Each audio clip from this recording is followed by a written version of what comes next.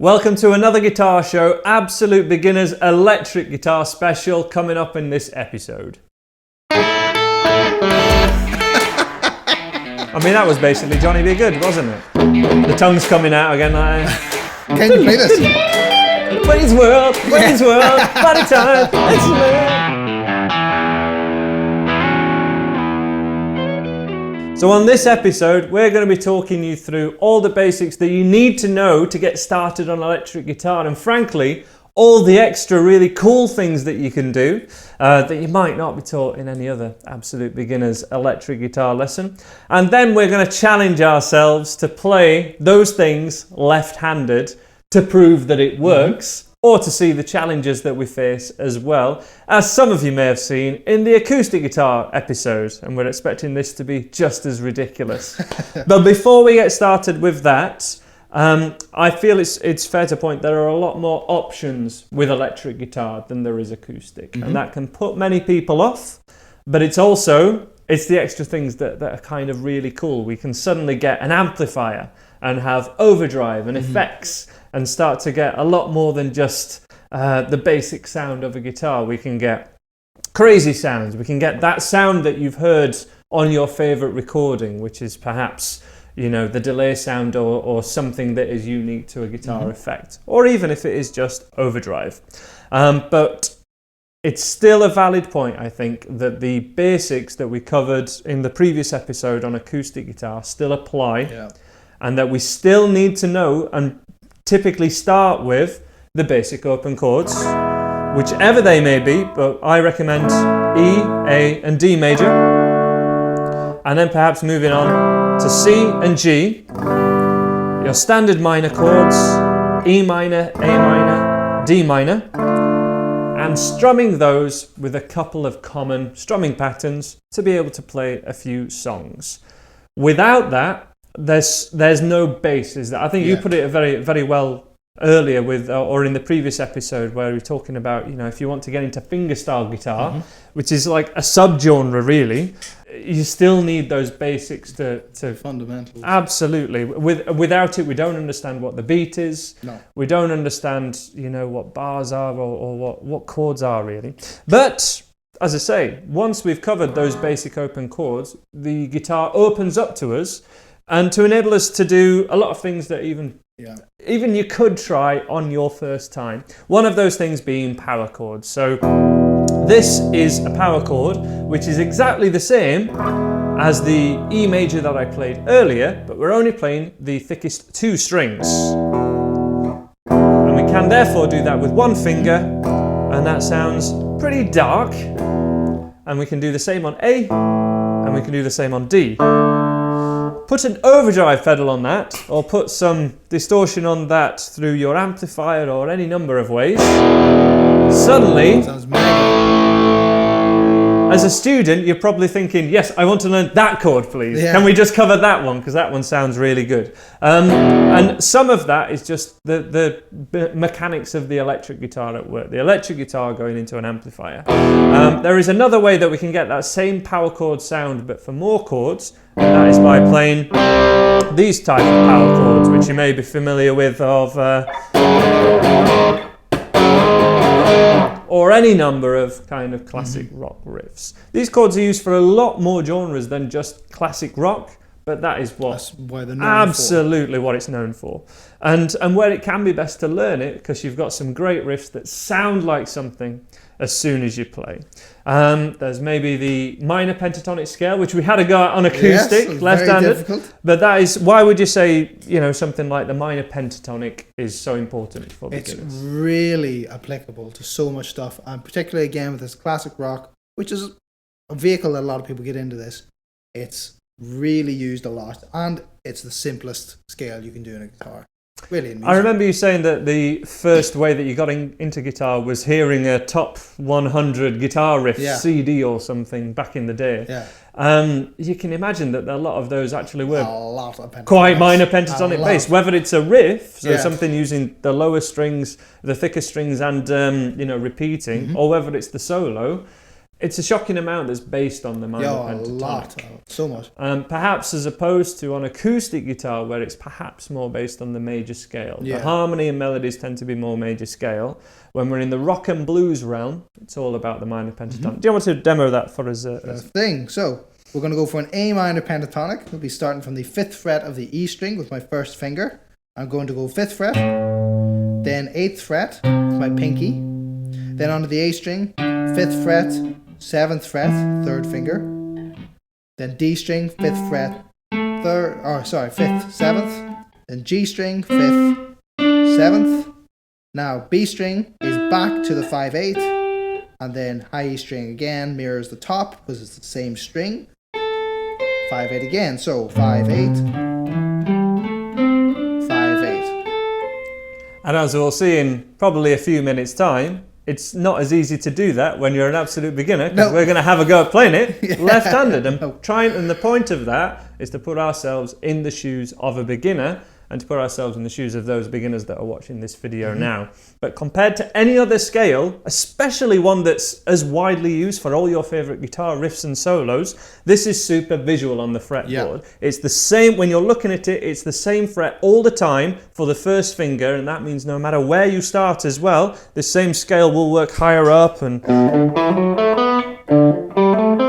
once you learn that shape, you can move it around the fretboard. So there's a lot of application for this. But also with the third finger, it's generally around the middle of the neck, or the middle strings, where a lot of the riffs are, a lot of the solos are, and it tends to be first to third, first to third, first to third. And that can be really good for technique and really good to build good habits. It can leave this little finger perhaps hanging and not get the training that it sometimes needs. But I think I'm right in saying that Eric Clapton very rarely uses his little finger to play a lot of lead stuff. So if it's okay for him, I think it's okay for us as well, especially as beginners. Are there any other things? Well, I think there's a couple of easy kind of solos which would be good to learn, especially for those of you that are like, forget this, I just want the lead guitar, just want to go straight into lead guitar. And again, we recommend that you stick with open chords and easier riffs as much as possible. But as one option that is pretty cool, I think Heartbreak Hotel.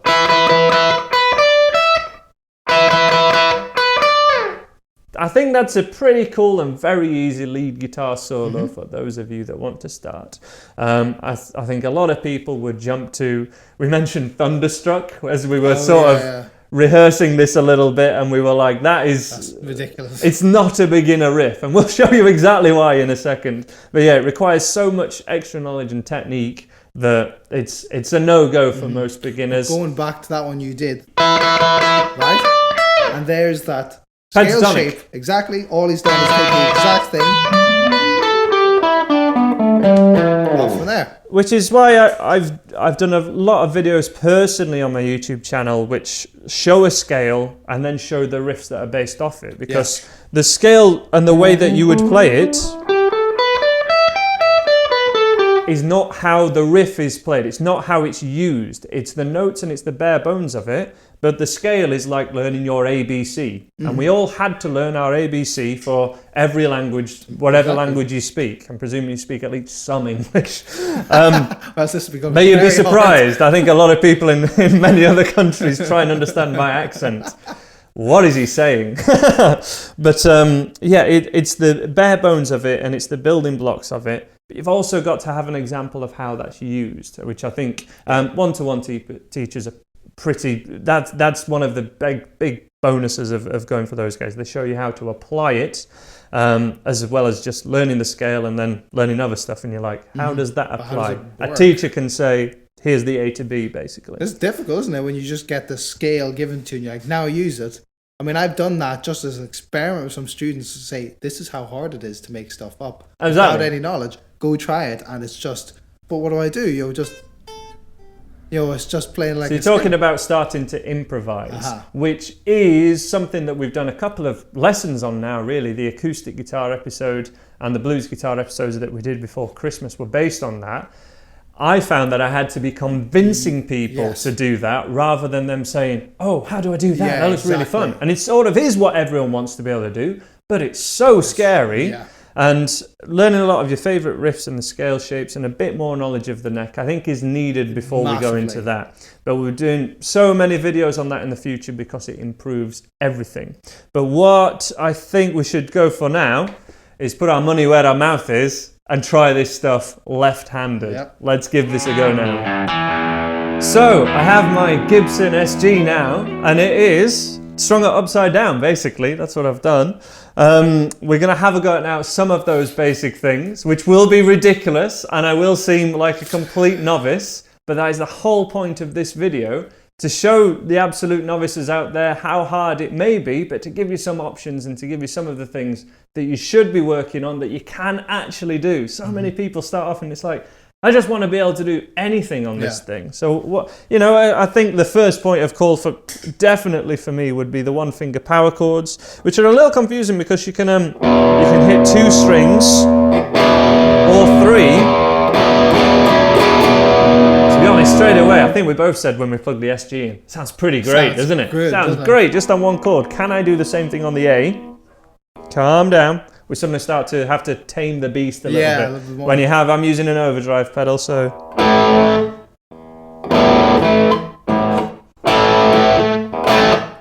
Hey, he's got the palm muting.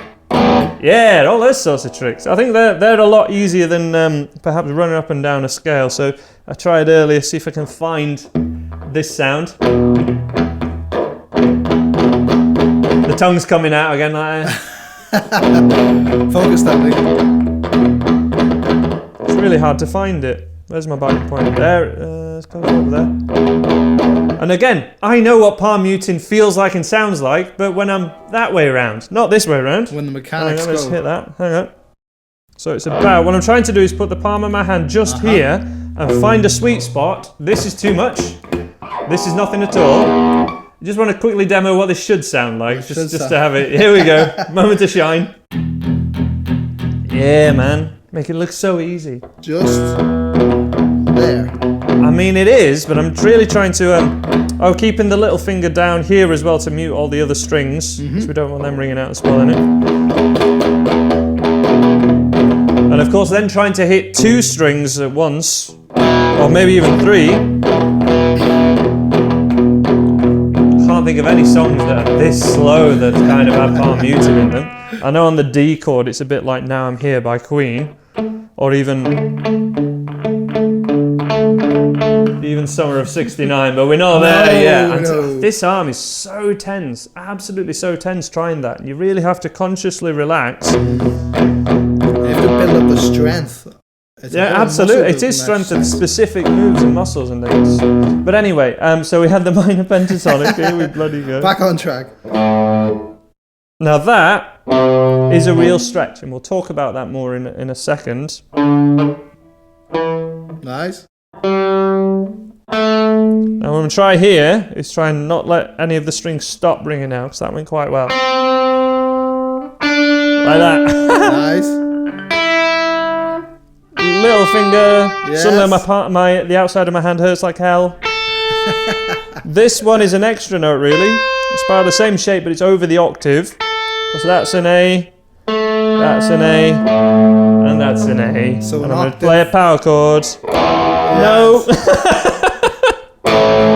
Yeah! So an octave, for people who don't know, is the same note at different pitches. So like Andy said, that's an A, that's an A. The exact same note, just higher and lower. Same letter name, but over different octaves at a different pitch. What else can I do? Let's try and find some. I tried Heartbreaker. That was yes. One thing I would say is when I went for this note, stretch. It's a real stretch for that little finger, and it's a lot to be aware of. But the more advanced thing, which would be easier to physically do if people just knew about it, or if it was easy to communicate, but it isn't, is actually going here, or first finger there, sorry, and sliding.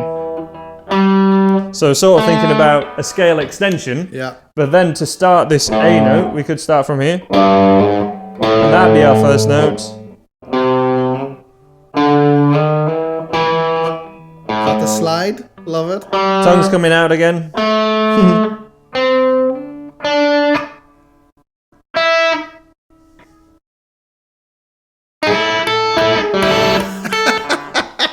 I mean, that was basically Johnny Be Good, wasn't it? But to be honest, I have to say, if there's one thing, and I've probably said this many times now, one reason that I want to play guitar is because when I was 6 years old, I saw Marty McFly play this on a red Gibson guitar, to be honest. So this is like, well, hey, we're doing the stuff now.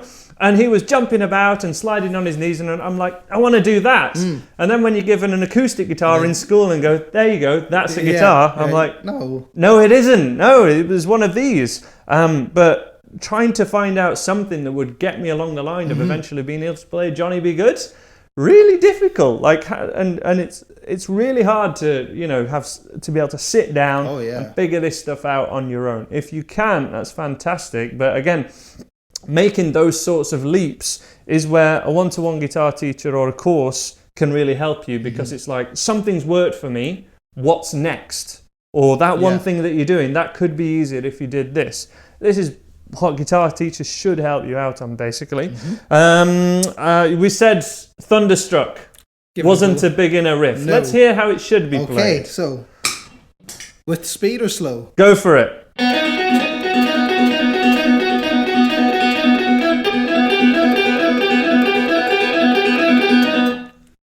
A lot of beginners want to learn that. It's a great. lot of people that play guitar think that's an easy beginner riff.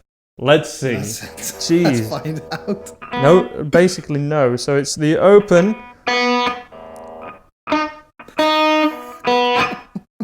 Is it that? Yeah, it's there. So I'm playing this left-handed.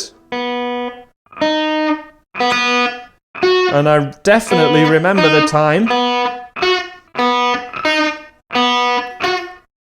when this is what it sounded like when I played it right-handed. I remember that time. So there is a pattern to it. It's a simple finger pattern, but... So I'm supposed to do this with a down, then an up pick.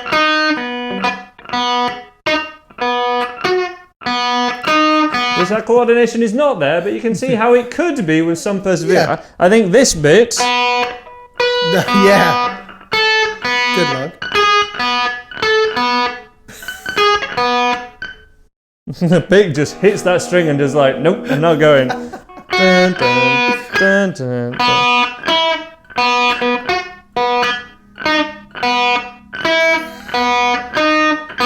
And then of course the B power chords. Oh my god, here we go. That's as close as I can get. That's my butchering of an amazing song, but that's what it feels like. And that we've all been there with one song or another. Absolutely. And as I say, that's part of what we're doing in this show. This is an absolute beginner special, which is why we're going to the ridiculous lengths to try and play them left-handed. But that's where everyone starts with that novice skill. And again, the reason is, it's because we've not got the training with holding the guitar this way round, and that puts us in the beginner's shoes. But we know about fretboard locations, we know things to try, and all the tips and tricks, and we have the knowledge of the riffs and rhythm and timing and things. A beginner perhaps doesn't have all, if not most of that. It's absolutely impossible for so many people, and yet so many guitarists, I would say, out of any instrument, guitar is the most self-taught instrument. Yeah. Which is really people strange, do. I think it's easier to pass down from father to son, from sibling to sibling. There's things about that, and the guitars just tend to be lying about the house in many households. I think. And the piano tends to be a little bit more. It's a prohibitive thing because you've got to have them. What would you say, just briefly, about electric versus acoustic before I give you one of these to have a go? We tried in the last episode doing a left-handed acoustic, and it really brought out some of the things we've said in the past about how bloody hard the acoustic is compared to the electric. The electric's much easier to fret. And the overdriving things, so we jokingly had a strum through, I think it was Live Forever, while we were turning the room round.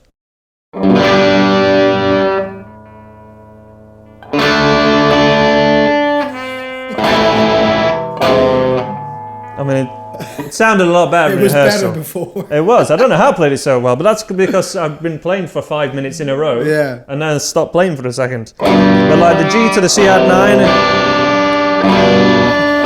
I'm obviously holding this string, I think. Pressing that one up too far. But yes, try that on acoustic. Trust me, it sounded even worse. Can you see why some people kind of give up at the first hurdle? It's such a mountain to climb. Absolutely. It's so big. But the trick is to just find something that you can play and keep playing it, and just get those baby steps forward each day, each week.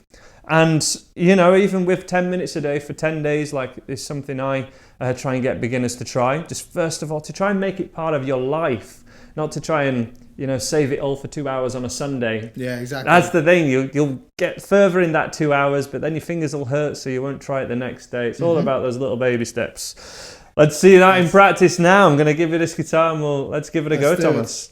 What do you think? Can I give it some drive? Oh, yeah. Okay.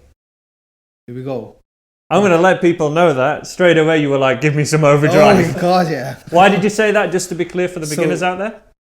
Drive can hide a lot of problems. It can show other things up because the thing suddenly makes a lot of noise. But let's go on. Muting an electric, this is something that the acoustic doesn't come up that much, but as soon as you put drive on, muting the electric Tame the beast. It's such a skill to have, and it takes so long to develop it. So your picking hand, developing that muting technique is a massive bonus if you can try and get that. Even just something like doing that, stopping the strings and then slowly building it up. I mean, that's awful. You found it a lot quicker than I did though. So Thomas is going for the palm muting technique that I was trying earlier, kind of this thing. All of that kind of thing. You found that biting point a lot easier now. It is a biting point, actually. That's a good way to say it. Yeah, it is. God. A little bit higher. Get the A string. There we go. Yeah, it's weird, isn't it? So try and play like a riff, which would be I wanted to try. Okay. So that's such a key skill where we've got the power chord, maybe the E power chord and the A power chord, played using open strings, and then this minor notes between them, which is again part of that minor pentatonic scale.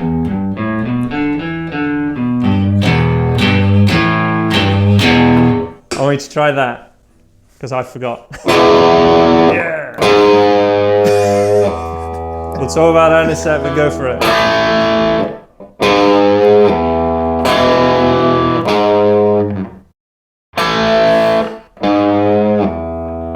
And what you're trying to go for, because this is such a hard thing to communicate to people as well, but the difference between, you weren't even trying to do it flat. No. Straight away you were trying to get this. So starting off unbent and then going to bent, because going between either of these two chords with that in between, really once.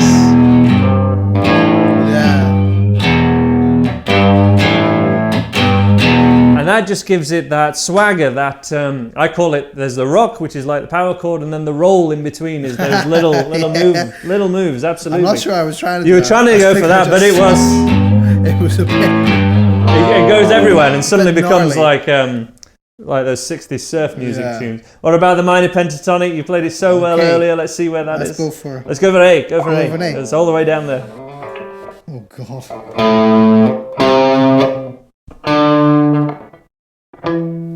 Again, pretty doable, to be fair. It's my left hand more so. Just finding those strings, and again, I will say, kind of being forced to use a pick. I wouldn't think anyone would go for this finger style, not initially.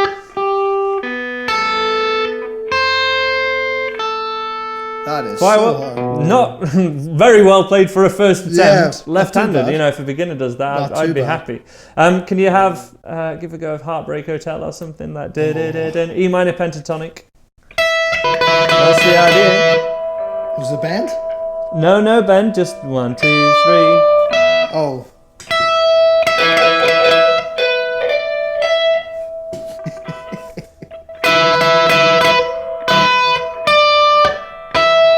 There you go. So it is doable. Good. It's a good start. Any other beginner riffs or something? I mean, I think we're a bit far away from the twist and shout riff that you played a few weeks ago. Let's see what. Thunderstruck. Oh, he's showing off now. He got this so much quicker than me.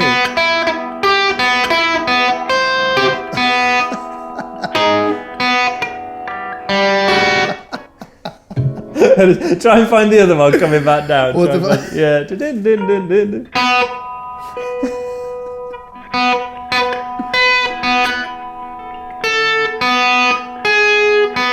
With alternate picking, look at this.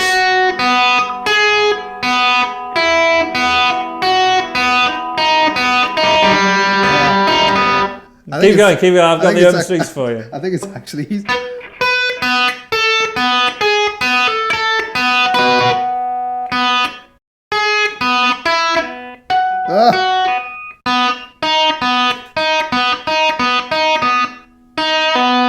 That's the stuff. So what I did there was just grab the other open strings that were ringing out. I used to do that a lot in private lesson. Just be like, this solo sounds fine, but let me just do that, just to let the student hear the difference and be able to be like, oh, I see now. It needs to sound like that. And then you were saying the right hand was more difficult then.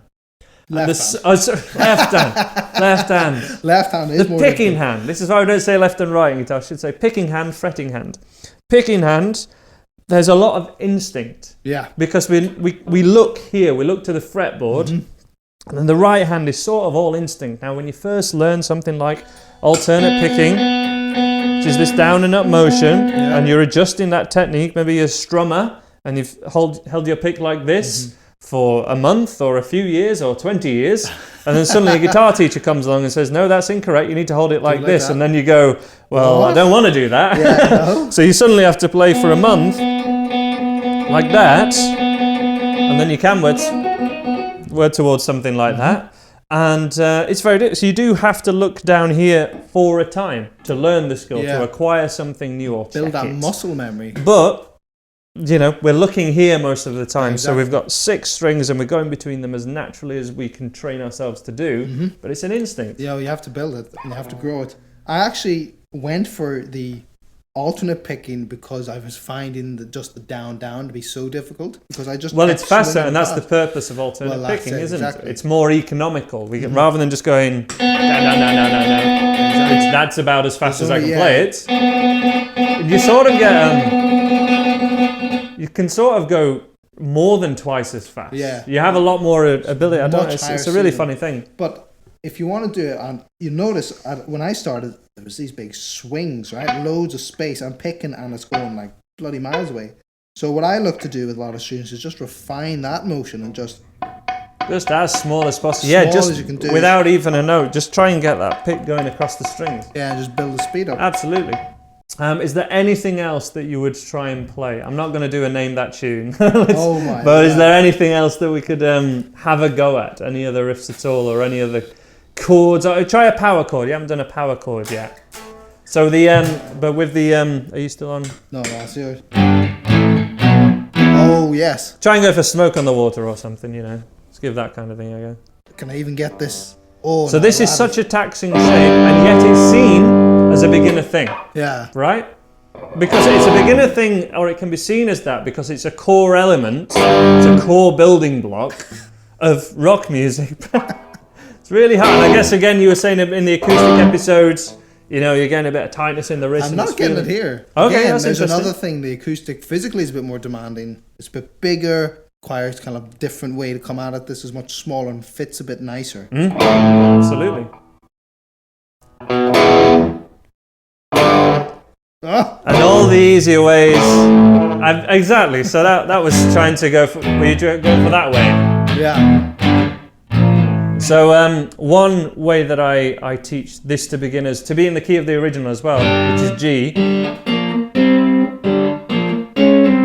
That way, just with 2 fingers, plucking the middle 2 strings. Can you try and play it that way? So plucking rather than So plucking the middle 2 strings. You just pause there.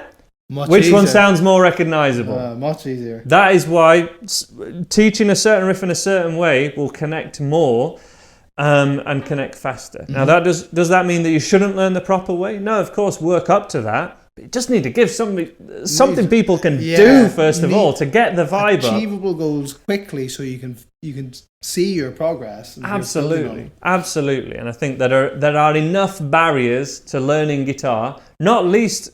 We've said with the electric guitar, there's perhaps more to buy, more to afford. there's enough barriers. Being able to just play a few chords on it and play a few recognizable riffs shouldn't be one of them. I hope this has been fun for you guys to watch. It's been fun for us to do. It's been painful. It's painful, it's embarrassing. That is learning a new skill in a nutshell. Yeah. And I'm afraid that's what we're doing here. And we have to admit that there's so much of the physical aspect that really matters. So I hope that's given a new perspective to a lot of you learners out there. Let me know your questions in the comments below this video and we'll try and answer them and give you some pointers as to where to go. We do this every Sunday, another guitar show every Sunday with Your Guitar Academy. Make sure you subscribe to the Your Guitar Academy YouTube channel also, as well as the Andy Guitar, so you make sure you catch every episode. Thanks for tuning in. We'll see you next time. Bye for now.